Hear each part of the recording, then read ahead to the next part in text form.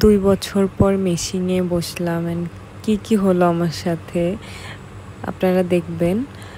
তো সেটা নিয়েই থাকছে আজকের ভিডিও। তো আশা করছি ভিডিওটা আপনাদের সবার ভালো লাগবে। যদি ভালো লাগে প্লিজ চ্যানেলটা সাবস্ক্রাইব করবেন।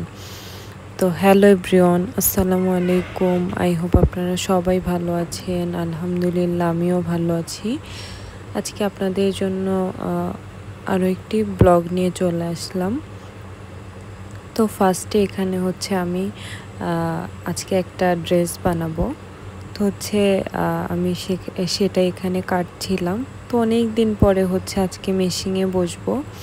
তো আমার ছেলের বয়স যেহেতু এখনও 1 বছর হয়নি, তো আমি আমার ছেলে পেটে আসার অনেক আগে থেকেই মেশিনে বসা বাদ দিয়ে দিয়েছিলাম। তো হচ্ছে প্রায় তাও 2 বছরের মতো হবে মাঝখানে আমি মেশিনে বসতে পারি নাই বা বসিও নাই। তো হচ্ছে আজকে একটু মেশিনে বসবো অ্যান্ড হচ্ছে অনেক কিছু বানাবো।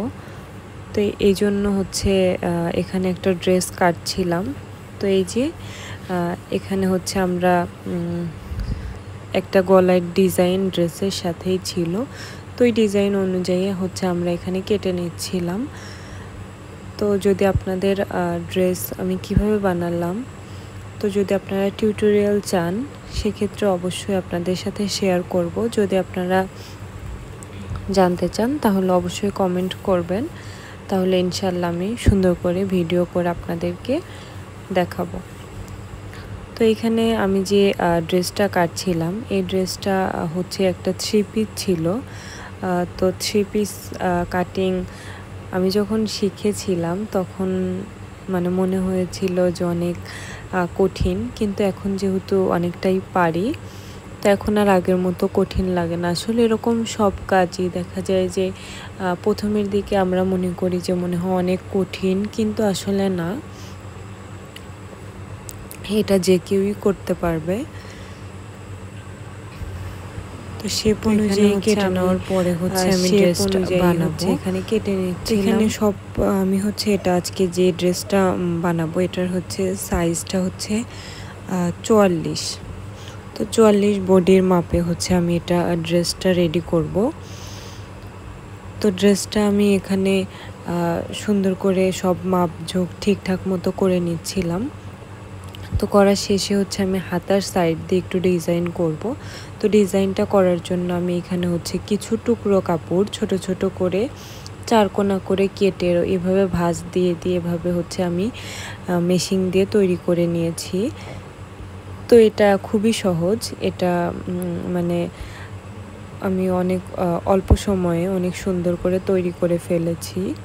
তো এটা আমি হাতা ইউজ করব। আর এখানে হচ্ছে আমি যে মানে এটা হচ্ছে প্যান্টের নিচের দিকে আমি ইউজ করব। এই কুচি আমি হচ্ছে 2 বছর পরে এরকম কুচি আমি দিলাম।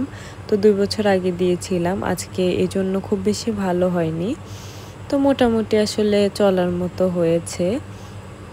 তো নিজের কাজ দেখা যায় যে একটু খারাপ হলেও সেটা থেকে শেখা যায় বা সেটা মানে সংশোধন করে ভালোভাবে তৈরি করা যায়। তো আমার কাছে মনে হয় যে মেয়েদের সব কিছুই শিখে রাখা দরকার।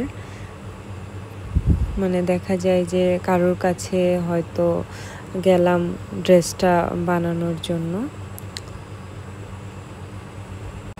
তো হচ্ছে দেখা যায় নিজের মতো করে বানিয়ে নিলে অনেক ডিজাইন করে বানানো যায়। তো আমি যেহেতু আমেরিকা যাব, তো হচ্ছে আমি যাওয়ার আগে অনেক ড্রেস এখান থেকে রেডি করে নিয়ে যাওয়ার জন্য আমি অনেক ট্রেইলারে দিয়ে দিয়েছি, কারণ হচ্ছে এত ড্রেস তো আসলে বানানো যাবে না আর আমি বাবু নিয়ে।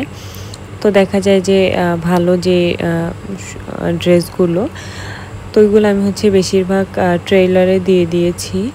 আর মোটামুটি যে কয়েকটা ড্রেস আছে এগুলো হচ্ছে আমি বাসায় এখানে দেখি টুকটুক করে বানাতে থাকবো।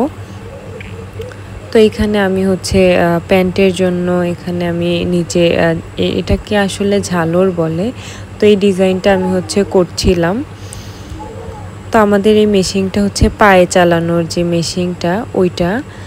তো কারেন্টের মেশিনটা হচ্ছে আমি যখন যাব তো আমি গেলে হচ্ছে কিনবো ইনশাল্লাহ। আমার হাজব্যান্ডকে আমি বলেছি যে আমি হচ্ছে এখানে আসলে হচ্ছে আমাকে একটা মেশিন কিনে দিও। তো আমাকে বলেছে ঠিক আছে কিনে দিব। তো এই জন্য আমি আর বাংলাদেশে ওইভাবে মেশিন কিনছি না। এটা হচ্ছে আমার বোনের মেশিন, তো টুকটাক এখানে কাজ করে মেশিন দিয়ে। তো এই মেশিনটা হচ্ছে আমি এই মেশিন দিয়েই শিখেছিলাম। মেশিনটা মোটামুটি ভালোই।